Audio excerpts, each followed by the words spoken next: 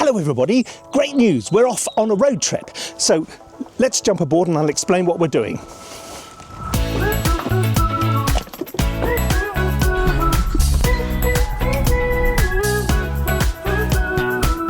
So what we're going to do is we're going to drive 200 miles to the North Devon coast, a beautiful little village called Appledore, and I'm taking my kit with me and then we're going to be writing some music. For a long time I've had a mild obsession with being able to just take my kit and go somewhere and write, and it started right back in the first animation series I did 20 years ago, where all the post-production was being done in the west of Ireland. So in those days, 20 years ago, it was a very difficult thing to do. I ended up with 3 laptops and MIDI cables and goodness knows what else, but it worked. Then when I first started doing stuff for Marvel, I went to Los Angeles with the same kit, set up in a boardroom in Marvel HQ, and wrote music to the rough cut of this film which I was working on. And more than anything else, it established trust, because they'd say, oh, like that, but I don't like that, so I change it. And I go, okay, right. And once they thought I knew what I was doing, they were more than happy for me to come back to England and work. But ever since then, the technology has got more and more powerful. And today, I think I'll be able to write music without any compromises at all on a mobile set of kit. So the end result should be just as good as if I was back home in the shed. Only time will tell. Right.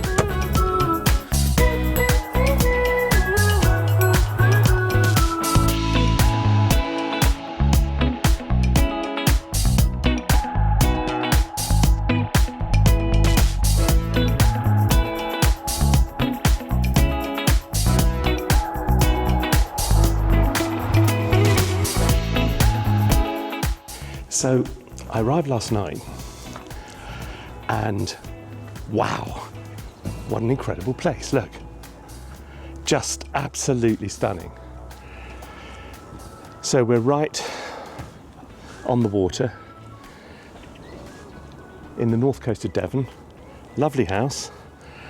And I'm going to set my gear up and have this as a view when I'm writing music. And people wonder why you bother to go away and why you can't just sit at home in the same place all the time and write music. But actually, there's 2 reasons. There's part of it is a change of scene, and this is a fairly dramatic change of scene, which really helps enormously to put things in perspective, to give you a separate view on what you're doing, but also space. More than anything else, it's space. It's getting away from the daily routine and finding somewhere where you can just have a bit of quiet time to think and to come up with ideas.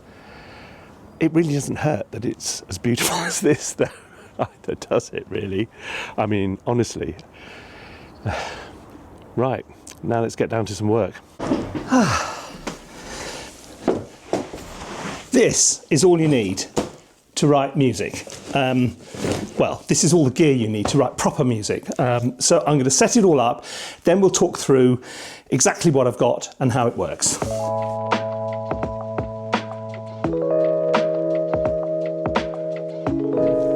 Ta-da! So there you go. It's all done in 10 minutes, and now completely ready to go. Let me take you through it. So I've now been working with my portable kit for a couple of days, and it's working incredibly well. Now I want to talk you through the bits and pieces so that I can show you how it's all gone together and the lessons I've learned in the couple of days I've been working with it. Now, right at the heart of the whole thing, of course, is the computer itself. And what I'm using is an M3 MacBook Pro Max. It's probably the fastest machine I've got. I think it's almost definitely faster than the M1's Apple Studio Ultra, which is my main machine in the studio. It's got 96 gigabytes of RAM. The problem being that I'm working with quite a large full orchestral template on this particular project, and it uses like 90 gigabytes or 80 something gigabytes of RAM. So I need that in the MacBook. It's crazy, but it is absolutely running flawlessly. Honestly, in terms of CPU and memory, it's just going, I not care about what you give me. I just eat it up for breakfast. It's doing so well. So it's that side of things is working brilliantly. Obviously, I need a second monitor. And I've got a couple of options with this. I'm using my iPad right now, which is a 13-inch iPad Pro. And it works great. It's completely, the battery lasts literally all day and beyond. It's completely wireless, so there's no, it just couldn't be easier. It's really, really, really good. The storage, overkill alert. Okay, I've got, is it 3 8TB Samsung drives? I've got a lot of libraries, I've got a lot of stuff. And a 4TB SanDisk Pro. Now, the reason I've got that one, okay, so 90% of the libraries run absolutely fine off the standard Samsung SSDs, and they run at about 300 to 400 megabytes a second read time, which is the whole lot goes absolutely great. The only libraries which need a little bit more oomph than that are Abbey Road Orchestra by Spitfire and some of the orchestral tooled ones. So they go on to the SanDisk Pro, which is, I think, almost 10 times as fast as a standard SSD, and it just goes, and that works great. Now, the thing I struggled with most, and for the longest period of time, is getting a good USB hub. Which is going to be able to support the number of drives I've got. Here we go. And this little fella here, the Caldigital, is super great. It's got 3 USB C or Thunderbolt ports, and it's got 4 USB-A, and I could not be more happy. It does not, the other one that I've tried loads of them, and they drop off because the drives stop working because there's not enough power coming from the hub. So this is a super good solution. Took me a while. Again, it's got quite a big power supply, but I don't care. It works, and it all goes in a backpack. Let's talk about some of the other little bits and pieces I've got here. Obviously, I'm working on headphones. So I'm using Sennheiser open back HD, what are these, 600s? Yes, absolutely great. I can wear them all day long. They provide me with a really solid, reliable mix. I'm very happy with them. I've used them for quite a while. And they just plug into the side of the MacBook. I'm not using an audio interface or anything. Keyboard wise, I thought about this for quite a long time. I'm using a Native Instruments S61 Mk3, in other words, 61 key keyboard. Now at home, obviously, I've got a weighted piano action 88 note keyboard. They're so big and so heavy that I wouldn't be able to just sort of sling it in the back of the car. So the 61 is a compromise, and after a few days using it, the actual 61 noteness is fine, absolutely fine. There's a little sort of octave up and octave down button, which works really well, and so I don't run out of range. The plastic spring-loaded keys take a bit of getting used to, and I have had to go in and do quite a lot of velocity editing, because a lot of the more subtle stuff, which I get on a weighted keyboard, you don't get on this. But look, I'm writing music in a beautiful place, in this kind of, with portable kit, which I can put into 2 bags. So I'm happy with that. Other really important thing, I thought quite hard about, my workflow relies very heavily on having a Streamdeck. I bought 2 of these XLs, one which lives in the shed, and the other one, which I brought with me here, normally lives in the other studio. And it's all programmed. I'll do a separate video on this, but I've also tried the mobile version of Streamdeck, which works great, but I just thought, it's not a big thing. Look, it's quite small, and I'll just stick it in the backpack because I'm so used to it. I must push buttons on this like 400 times a day. So Streamdeck, you're coming with me.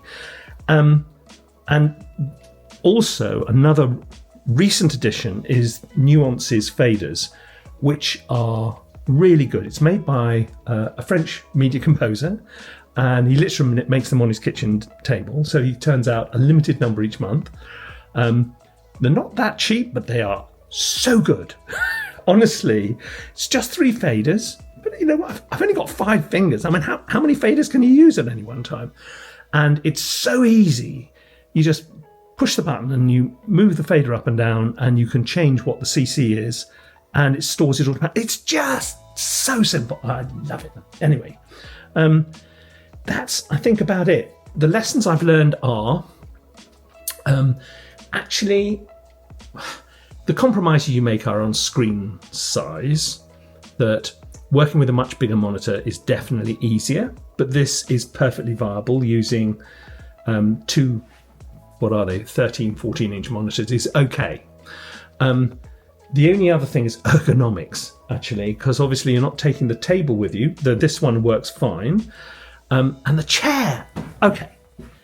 And if you're sitting in a chair all day long, oh God, it gets to your back sometimes. But other than that, honestly, big success. You sit here with this incredible view, and of course 90% of the time you've got your head down and you're just working, and then you look up and the tide's gone out, or you look up and there's a whacking great ship going past or something, and it is just lovely. Honestly, really, really lovely.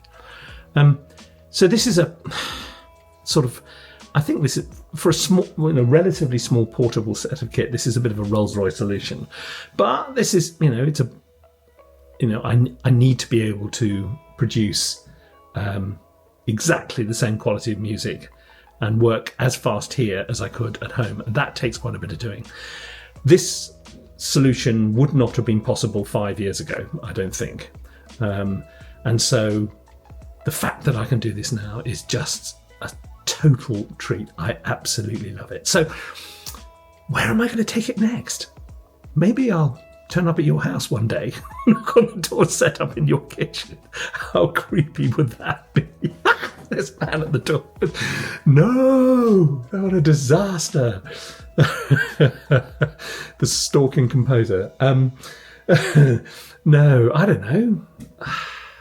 I'm definitely into this mobile composing thing, so I've got to think of something. Anyway, look, I hope you find this useful. There's links to all the bits of kit underneath, for those who want to try and follow. But look, this was more for a little insight into things which float my boat, and this is one of them. I hope you enjoyed it, and if you're interested in learning about music and all those exciting things, we do wonderful courses in this. So just Google ThinkSpace courses and you will find out everything you need to know about us. In the meantime, I'm going to finish the last minute of my episode and enjoy this incredible view.